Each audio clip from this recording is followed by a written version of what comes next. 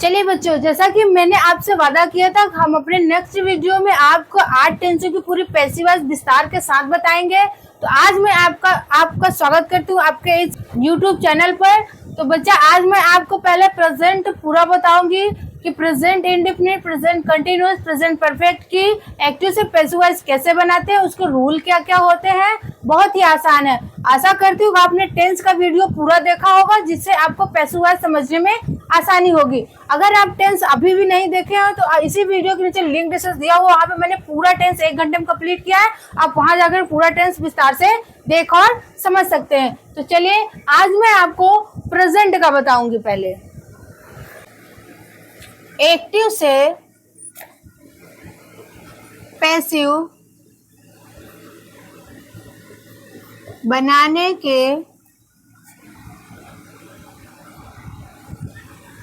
या एक्टिव से पैसिव में बदलने की विधियां। ठीक, मैं आपको पहला बताऊंगी। जैसा कि मैंने आपको बताया है, 8 टेंसों की बनती है और 4 टेंसों की नहीं बनती है। ठीक, तो मैं आपको 8 बताऊंगी। आज मैं आपको पहला बताने जा रही हूँ प्रेजेंट का जो तीनों बनता है वो मैं आपको बताऊंगी। प्रेजेंट टेंस का क्या होता है, 3 टेंसों की बनती है और 1 का नहीं बनता है। तो तीनों मैं आपको विस्तार से बताऊंगी। आप ध्यान से कॉपी पेन लेके बैठिए और समझिएगा। चाहती तो मैं भी आपको 10 मिनट में पूरा पैसिव वॉइस बता देती, लेकिन मैं चाहती हूँ कि आप इसे विस्तार से पढ़ें और लंबे समय तक याद रखें, आपके दिमाग में रहे। क्योंकि वो यूट्यूब पे हवा नहीं उड़ाना है, आपको समझना है, चीजें रटना नहीं है, चीजों को समझना है। तो रटना बंद करिए और आपसे समझना चालू करिए। तो चलिए, आपको पहला बताते हैं हम प्रेजेंट इंडेफिनिट।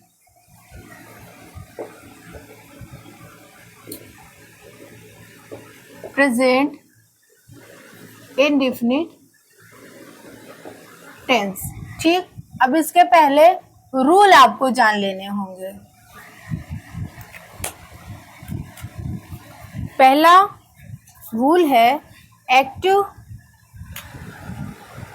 अब हम थोड़ा सा क्या करेंगे, इसी में टेंस भी रिवाइज करते चलेंगे। ठीक है, जैसे हमने लिखा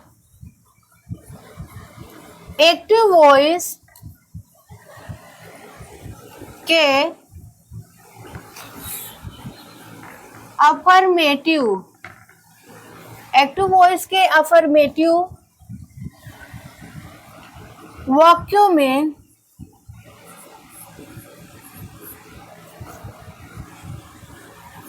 मुख्य क्रिया यानी मेन वर्ब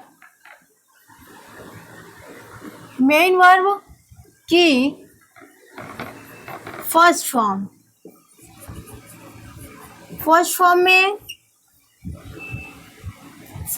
आती है। जैसा कि मैंने आपको टेंस बताया हुआ, तो बच्चा आप सबको आ रहा होगा कि एक्टिव वॉइस के अफर्मेटिव वाक्यों में मुख्य क्रिया यानी मेन वर्ब की फर्स्ट फॉर्म आती है और एक वचन होने पर यानी सिंगुलर होने पर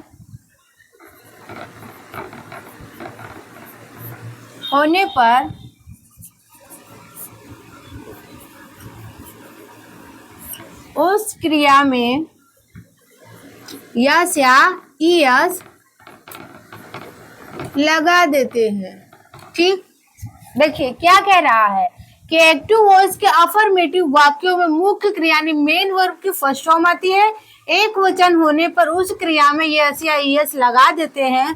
अगर वो बहुवचन में हुआ तो उसमें हम कुछ नहीं लगाते हैं। ठीक, अगर एक वचन है तो यस या ईएस लगाएंगे और मुख्य क्रिया की कौन सी लिखेंगे, फर्स्ट फॉर्म लिखेंगे। ठीक, ये तो रहा आपका एक्टिव का।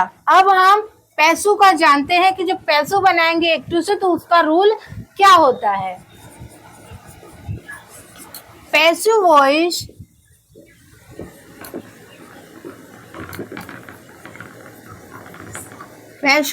के अफर्मेटिव वाक्यों में सहायक क्रिया अब देखिए यहाँ से आपका स्टार्ट हो रहा है पैसिव वर्ब, सहायक क्रिया यानी हेल्पिंग वर्ब। हेल्पिंग वर्ब आपकी क्या लगती है? Is, am, are.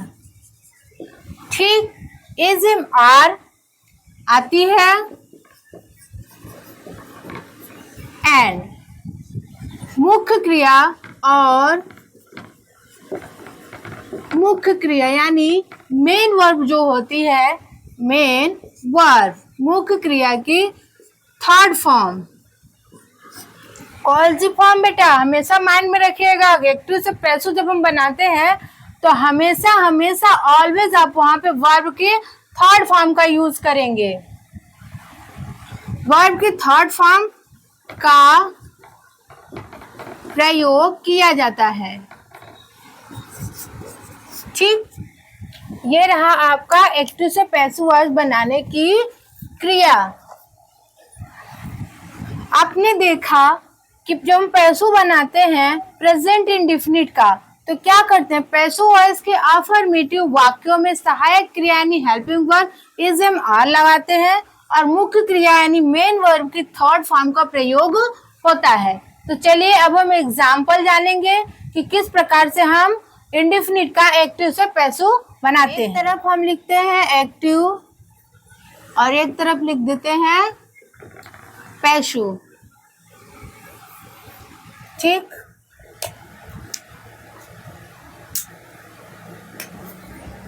पहला है एग्जाम्पल, लिखते हैं ही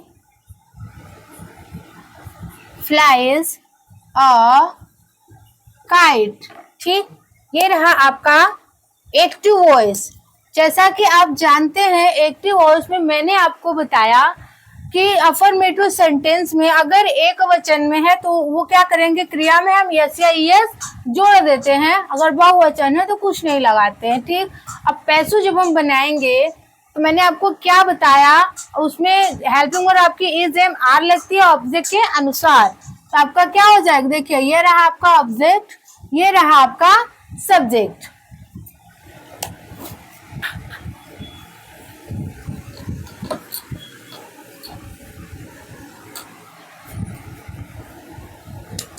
देखिए सब्जेक्ट प्लस वर्ब,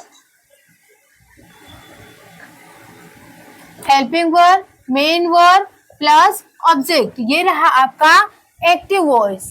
ठीक, अब पैसिव वॉइस क्या होगा आपका? देखिएगा ऑब्जेक्ट, ऑब्जेक्ट को हम पहले आपको बता दिया, सब्जेक्ट को क्या करेंगे? ऑब्जेक्ट, ऑब्जेक्ट को सब्जेक्ट बनाएंगे। सबसे पहले ऑब्जेक्ट, हेल्पिंग वर्ब आपका वही का वही रहेगा, मेन वर्ब भी आपकी वही रहेगी, बस वो क्या होगी? थर्ड फॉर्म यूज होगा, प्लस आपका बाई लग जाएगा, प्लस आपका सब्जेक्ट हो जाएगा। ठीक, अब बनाते हैं। अकाइट क्या है आपका? ऑब्जेक्ट, तो पैसिव वॉइस में क्या बन जाएगा?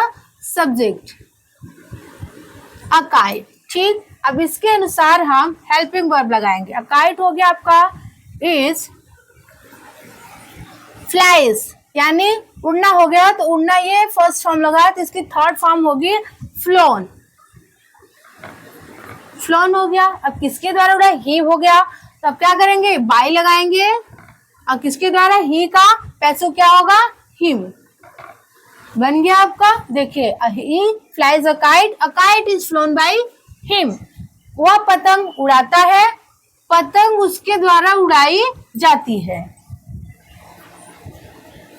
सेकेंड होगा आपका, इसी में हम आपको चारों रूल बताते चलेंगे। जैसे ये आपका अफर्मेटिव हो गया, नेगेटिव भी बताएंगे और आपका क्वेश्चन वर्ड भी यानी इंट्रोगेटिव भी होगा। इंट्रोगेटिव में जो दो तीन टाइप के होते हैं वो तीनों मैं आपको इसी में बताते चलूंगी। अब लिखते हैं he does not write letter. ठीक, ये रहा आपका एक्टिव। अब देखिए इसका हम पैसिव जब बनाएंगे तो किस प्रकार से बनाते हैं? ऑब्जेक्ट को सब्जेक्ट बनाएंगे, तो लेटर हमारा क्या है? ऑब्जेक्ट, यहाँ पे हो जाएगा सब्जेक्ट। लेटर, अब लेटर क्या है? एक वचन, तो लेटर इज क्या हो रहा है? राइट हो रहा है, तो इसका थर्ड फॉर्म हो जाएगा रिटेन बाई किसके द्वारा? ये भी निगेटिव में बनेगा, तो यहाँ क्या हो जाएगा, is not written by him. बन गया आपका। देखिए शब्द वही है, बस कहने का तरीका अलग है। ठीक, इसमें है he does not write letter, तो letter is not written by him. ठीक,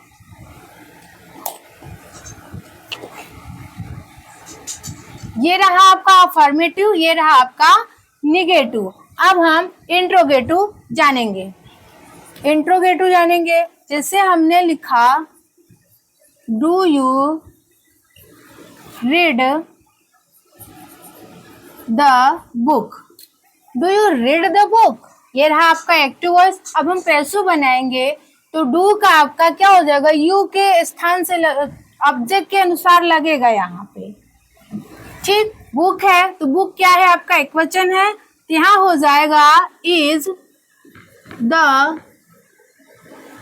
बुक,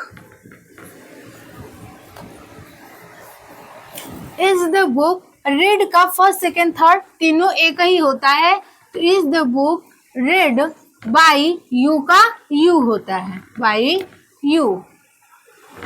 आप कह रहे हैं क्वेश्चन मार्क है क्योंकि ये इंट्रोगेटिव है। ठीक, अब नेक्स्ट चलिए जानते हैं। इंट्रोगेटिव में ही 3 तरीके के होते हैं। हमने लिखा does Ram not eat fruit. ठीक, ये रहा आपका इंट्रोगेटिव निगेटिव। अब इसको हम पैसिव में चेंज करेंगे। देखिए बेटा किस प्रकार चेंज करेंगे, तो लिखेंगे डज है तो डज की जगह सहायक क्रिया लिखेंगे। फ्रूट्स, तो फ्रूट क्या है आपका, एक वचन है, तो हम क्या करेंगे यहाँ पे इज फ्रूट। अब नॉट लगाएंगे, नॉट। ठीक, इज फ्रूट नॉट क्या कर रहा है, ईट कर रहा है, खा रहा है, तो ईट का क्या हो जाएगा, third form eaten. Is fruit not eaten by Ram. ठीक, ये रहा आपका। अब इसी में हम जानेंगे क्वेश्चन वर्ड का। जैसे हमने लिखा, पहला है, पांचवा है आपका why do you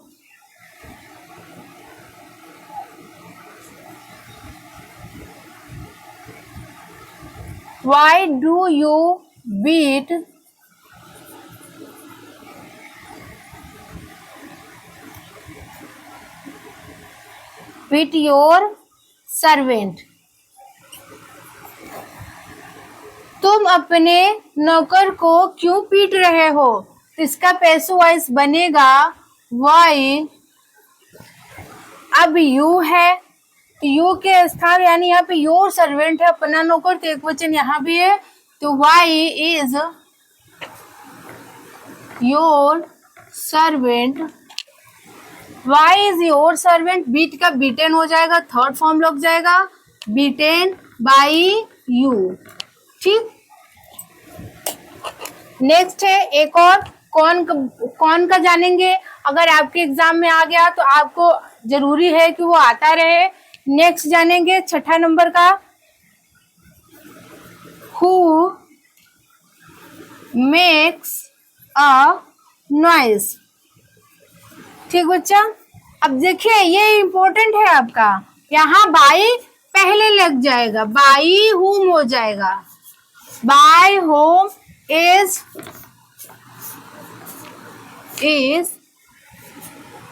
a noise made. Make का थर्ड फॉर्म मेड हो जाएगा। ठीक, ये रहा आपका प्रेजेंट इंडेफिनिट टेंस कंप्लीट हो गया आपका। अब हम नेक्स्ट जानेंगे प्रेजेंट कंटिन्यूअस। अरे देखिए बच्चा, इसको आपको अच्छे से समझ में आया होगा तो वीडियो को लाइक और शेयर करते चलिएगा। देखिए कह रहा है हु मेक अ नॉइज, तो बाय होम इज, नॉइज आपका ऑब्जेक्ट है तो यहाँ पे सब्जेक्ट बन जाएगा, मेड आपका मेक है तो यहाँ पे मेड हो जाएगा। ठीक, अब हम नेक्स्ट जानेंगे प्रेजेंट कंटिन्यूअस। सेकेंड हम जानेंगे प्रेजेंट कंटिन्यूअस।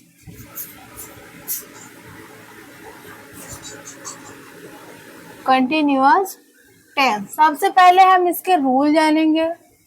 जैसे हमने प्रेजेंट इंडेफिनिट का रूल जाना, उसी प्रकार से हम प्रेजेंट कंटिन्यूअस के रूल जानेंगे।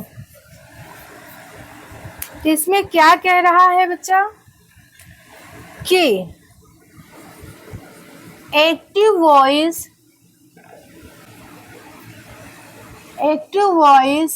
के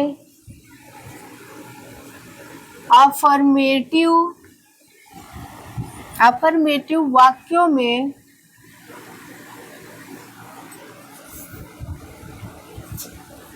सहायक क्रिया यानी हेल्पिंग वर्ब क्या लगाते हैं, इज, एम, आर आती है। ठीक, और मुख्य क्रिया में यानी मेन वर्ब, मुख्य क्रिया में मेन वर्ब में मुख्य क्रिया में क्या करते हैं, आईएनजी जोड़ देते हैं। ठीक, ये रहा आपका एक्टिव वॉइस। अब हम पैसिव वॉइस जब बनाते हैं तब क्या करेंगे, पैसिव वॉइस के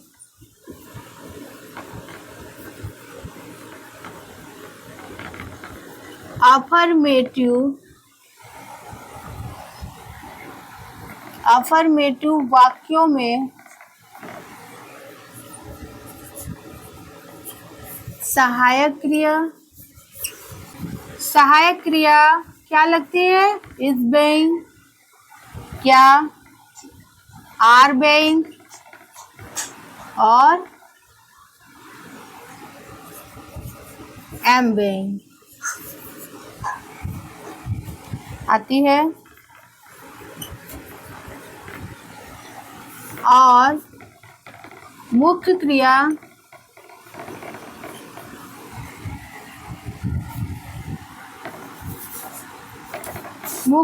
की थर्ड फॉर्म का प्रयोग किया जाता है। इतना याद रखिएगा आप लोग कि जब भी हम पैसिव बनाएंगे तो हमेशा वहाँ मुख्य क्रिया की थर्ड फॉर्म प्रयोग की जाती है, चाहे वो किसी भी टेंस की पैसिव वॉइस बनाई जा रही हो। ठीक, चलिए देखिए, एक्टिव वॉइस के अफर्मेटिव वाक्यों में सहायक क्रिया यानी जो उसकी हेल्पिंग वर्ब होती है वो क्या होती है, इज, एम, आर होती है। अब मुख्य क्रिया में क्या लगता है, मेन वर्ब में आईएनजी जोड़ देते हैं। और जब हम इसके पैसिव वॉइस बनाते हैं, इसके अफर्मेटिव वाक्यों में सहायक क्रिया यानी हेल्पिंग वर्ब में क्या होती है, इज बेइंग, आर बेइंग और एम बेइंग लग जाती है। और मुख्य क्रिया का हमेशा थर्ड फॉर्म का प्रयोग होता है।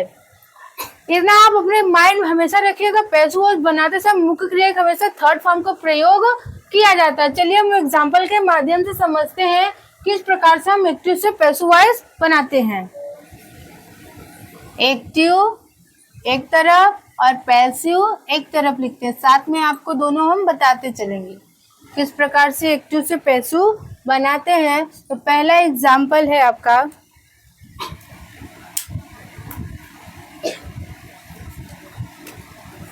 he is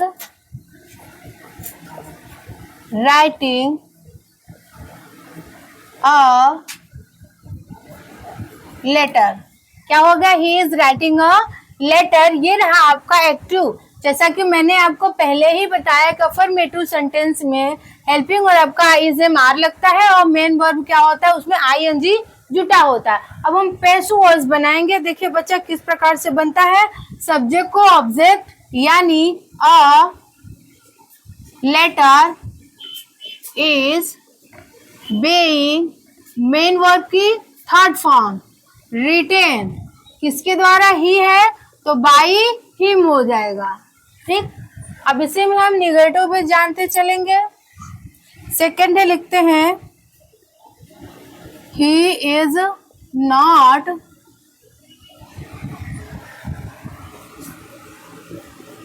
playing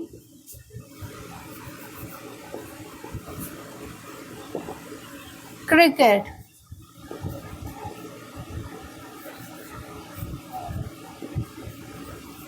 he is not playing cricket. अब देखिए बच्चे, जो सब्जेक्ट है वो ऑब्जेक्ट और जो ऑब्जेक्ट है वो सब्जेक्ट बन जाएगा। तो ऑब्जेक्ट आपका क्या है यहाँ पे? क्रिकेट। तो क्रिकेट आपका पहला हो जाएगा, यानी ये सब्जेक्ट बन जाएगा। तो cricket is being, helping verb लग गया आपका। ठीक, आप क्या लिखिएगा? Not.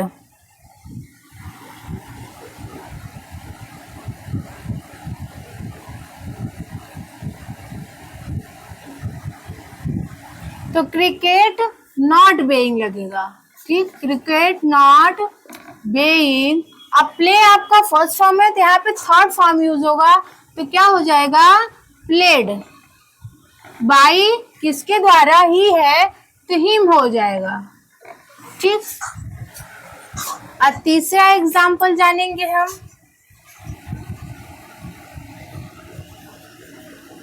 Are they telling a लाई?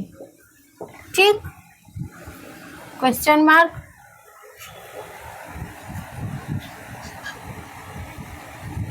तो पहले हम क्या करेंगे? अ लाई को सब्जेक्ट बनाएंगे। तो सब्जेक्ट के अनुसार यहाँ पे इज हो जाएगा।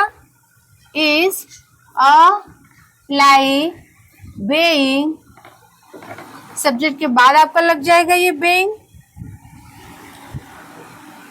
टेल का टोल्ड हो जाएगा, थर्ड फॉर्म लग जाएगा। टोल्ड बाई दे है, तो क्या हो जाएगा बच्चा? देम। ठीक, is a lie being told by them. ठीक, इतना आपको समझ में आया? देखिए अफर्मेटिव में क्या हो रहा है? He is writing a letter और letter is being written by him. अब एक्टिव है आपका he is not playing cricket, तो पैसिव बनेगा cricket is not being played by him. Are they telling a lie? Is a lie being told by them. Next example है, interrogative का ही है, चौथा हो गया आपका। जैसे हमने लिखा इज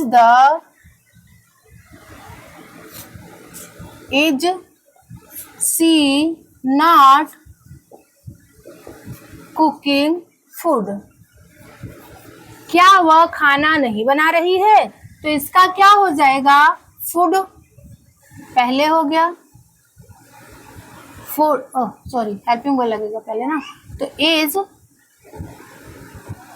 फूड नॉट बीइंग। ठीक, अब कुकिंग का थर्ड फॉर्म कुक्ड हो जाएगा आपका। कुक्ड लग गया, किसके द्वारा? सी है, तो by her.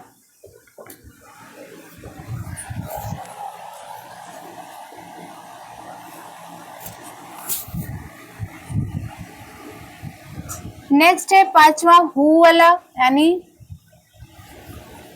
Who is singing a song. अब मैंने आपको पहले ही बताया, जब हु आ जाएगा तो बाई सबसे पहले लग जाएगा। तो by who is a song being, ठीक, बेइंग सॉन्ग। लास्ट एग्जाम्पल है आपका इसका, when are you calling? Who are you calling? आपको फोन कौन कर रहा है? यहाँ भी हो जाएगा हु इज बेइंग। यहाँ हु जो है वो कर्ता का काम कर रहा है, तो ऑब्जेक्ट में भी वही आएगा। ठीक है बच्चा, who is being called by you. ठीक,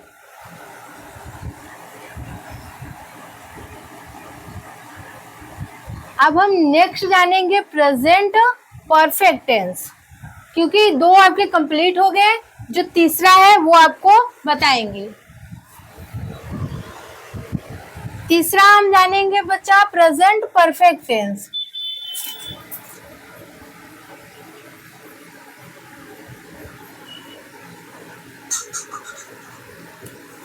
ठीक, अब इसका हम रूल जानेंगे कि एक्टिव से पैसिव वॉइस बनाने के क्या रूल होते हैं।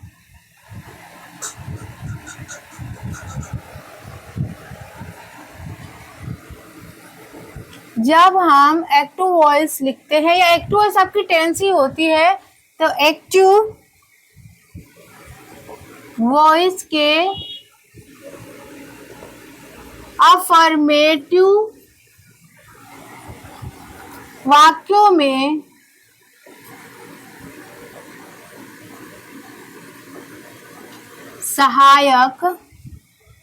सहायक क्रिया यानी हेल्पिंग वर्ब, जिसको हम HW से लिखते हैं। हेल्पिंग वर्ब क्या होती है बच्चा? मैंने आपको टेंस पढ़ाया है, आपको अच्छे से याद होगा। हैज या हैव आती है। ठीक, और अब हेल्पिंग वर्ब क्या लिखते हैं, यानी मेन वर्ब, उनकी जो मुख्य क्रिया होती है।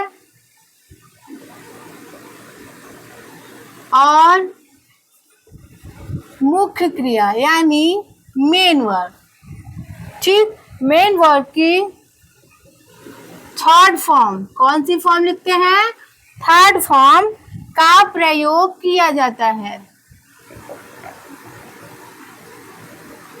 थर्ड फॉर्म का प्रयोग किया जाता है। ठीक, अब देखिए पैसिव वॉइस जब हम बनाते हैं तब उसके क्या रूल होते हैं। पैसिव वॉइस के अफर्मेटिव वाक्यों में सहायक क्रिया यानी हेल्पिंग वर्ब। हेल्पिंग वर्ब क्या लगती है? Has been, have been, has been या हैव बीन, हैज बीन या हैव बीन आती है। ठीक, और मुख्य क्रिया यानी मेन वर्ब जो होती है, उनकी मुख्य क्रिया की कौन सी फॉर्म लगते हैं बेटा? Third form. जबकि आपको पहले ही बताया है कि पैसिव बनाते टाइम हमेशा थर्ड फॉर्म का प्रयोग किया जाता है। थर्ड फॉर्म का प्रयोग किया जाता है। ठीक, चलिए अब ध्यान से एक बार इसको पढ़ के समझते हैं। एक्टिव वॉइस के अफर्मेटिव वाक्यों में जो सहायक क्रिया होती है वो हैज या हैव आती है, और मुख्य क्रिया यानी मेन वर्ब के थर्ड फॉर्म का प्रयोग किया जाता है। ठीक, इसी प्रकार से जब हम इसकी पैसिव वॉइस के अफर्मेटिव वाक्यों में सहायक क्रिया क्या होती है? हैज बीन या हैव बीन होती है, और मुख्य क्रिया उनकी जो मेन वर्ब होती है उसमें हमेशा थर्ड फॉर्म का प्रयोग किया जाता है। तो चलिए अब हम एग्जाम्पल जानते हैं। एग्जाम्पल के माध्यम से समझते हैं कि इसका जो अफर्मेटिव, नेगेटिव, इंट्रोगेटिव होता है वो किस प्रकार से एक्टिव से पैसिव में बनाते हैं। एक तरफ लिखते हैं एक्टिव यानी एक्टिव वॉइस, एक तरफ लिखते हैं पैसिव वॉइस।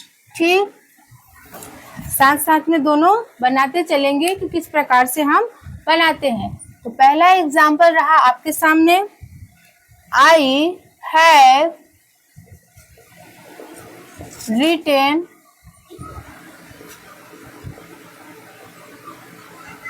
The letter.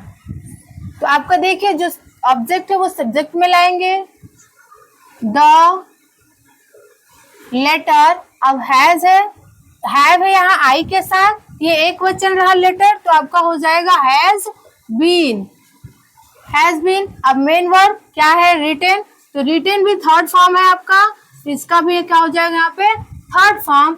किसके द्वारा लिखा जा रहा है? आई के द्वारा, तो आई का बच्चा क्या हो जाएगा? By me. सेकेंड है आपका you have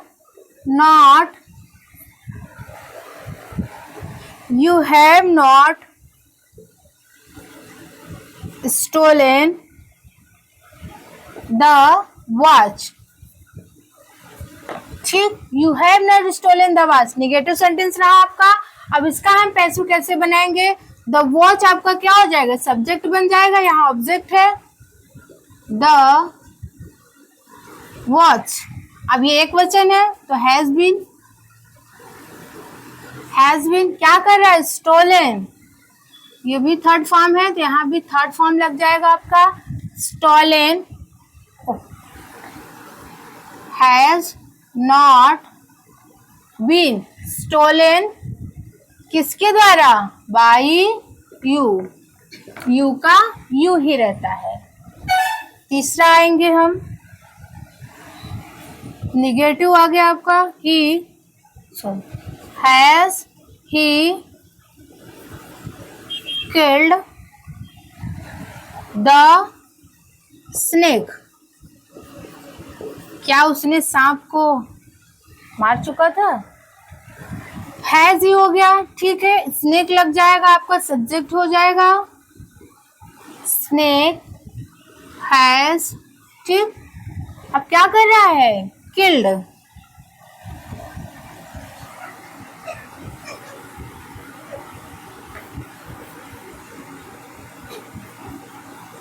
has the snake been.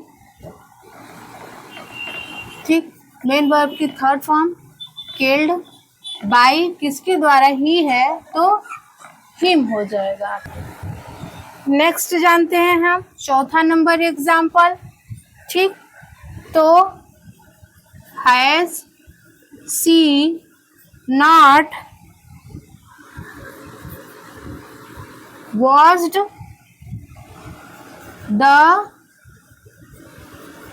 Clothes. ठीक, अब क्लॉथेस है तो बहुवचन है आपका, तो पहले क्या हो जाएगा?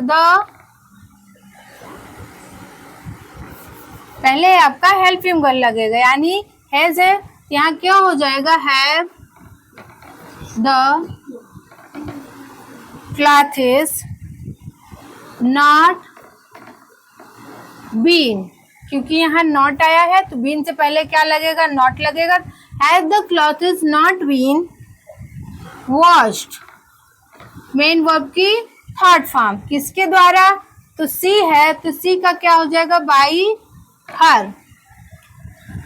देखिए बच्चा, जैसे ही has she not washed the clothes, ये रहा आपका इंट्रोगेटिव नेगेटिव, तो have the clothes not been washed by her. चलिए नेक्स्ट एग्जांपल जानते हैं। Who has broken the glass, glass को किसने तोड़ा? ठीक, अब हम इसका बनाएंगे तो सबसे पहले बाय लगा देंगे, बाय होम हो जाएंगे। ठीक, by whom has the glass been broken. ठीक, ये रहा आपका। अब एक लास्ट एग्जांपल है,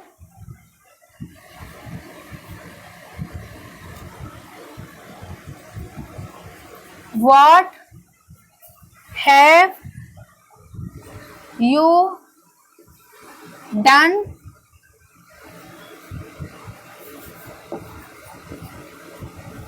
today? आज तुमने क्या किया? तो आपका बन जाएगा What has been वर्ब की third form done by you today।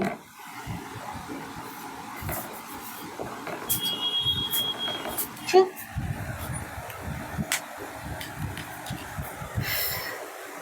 तो देखिए ये रहा आपका लास्ट सेंटेंस। जैसे दिया who has broken the glass, तो by whom has the glass been broken, ये आपका पैसू हो गया। एक टू है what has you done today, तो what has been done by you today. आशा करते हैं आपको चीजें समझ में आई होंगी। जैसा कि मैंने आपको बताया था कि जो प्रेजेंट है, प्रेजेंट के कितने बनते हैं बेटा, प्रेजेंट टेंस की 3 की एक्टिव वॉइस बनती है, यानी पैसिव वॉइस बनती है, और इसका जो एक का होता है वो पैसिव वॉइस नहीं बनता है। तो आज मैंने आपको प्रेजेंट टेंस की तीनों एक्टिव से पैसिव बनाने की विधि पूरी कंप्लीट की है। आशा करते हैं आपको समझ में आया होगा। अगर अच्छा लगा होगा वीडियो तो लाइक और शेयर जरूर करिएगा। और बच्चा प्लीज आगे हम चाहते हैं वीडियो और लोगों तक पहुंचे, और लोग भी रटना बंद करके समझना चालू करें, तो उसके लिए आप सब्सक्राइब करिएगा, शेयर करिएगा। और हाँ बच्चा, नेक्स्ट वीडियो में हम आपको पास्ट की तीनों टेंसों की जो एक्टिव से पैसिव बनाने की विधि है वो बताएंगे, तो हमारे साथ बने रहिएगा। नेक्स्ट वीडियो देखने के लिए अपना बेल आइकन ऑन रखिएगा। अब बच्चा चैनल को आगे भी ऐसे सब्सक्राइब करते रहिए, अपना साथ और प्यार हमारे साथ बनाए रखिए। तो आज के लिए इतना ही, नेक्स्ट वीडियो में फिर मिलते हैं, तब तक के लिए हर हर महादेव।